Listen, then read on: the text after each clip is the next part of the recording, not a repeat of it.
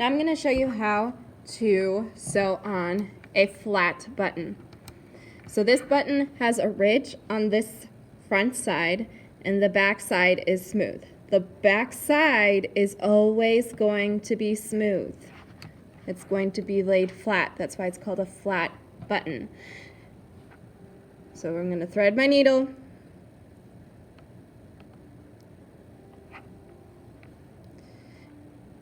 And when you're sewing on buttons, it's more important that your thread matches the button rather than the fabric. So if you're sewing on buttons that are contrast colors in comparison to the project that you're working on, make sure the thread matches the button.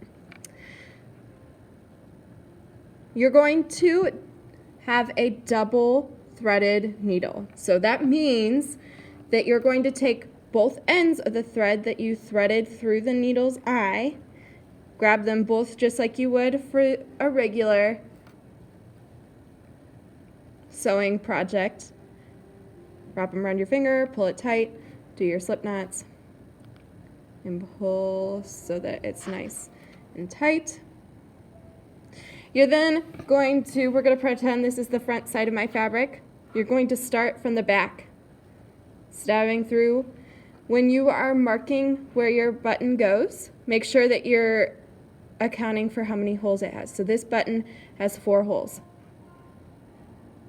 When you sew that on, you're going to need to make sure that you're going the same direction every time. So I'm in the top left corner of the button hole, and then I'm going to go down the bottom left and pull it tight.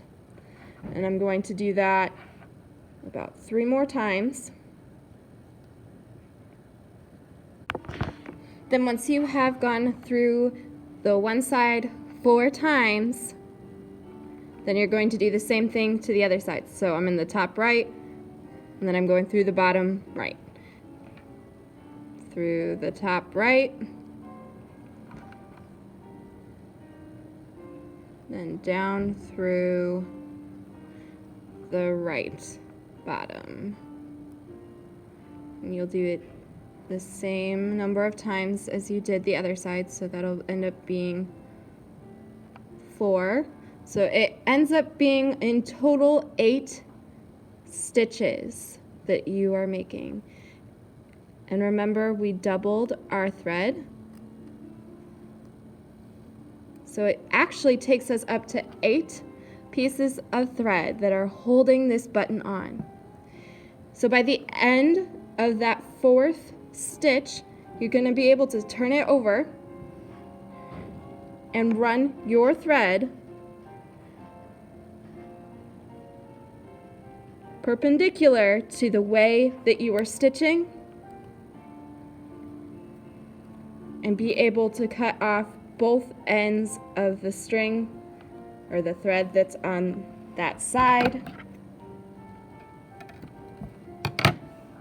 And you've got your button on nice and secure, that no matter how hard I pull on this, at least for the next while, it's not going to come off. And that's how you sew on a button, a flat button.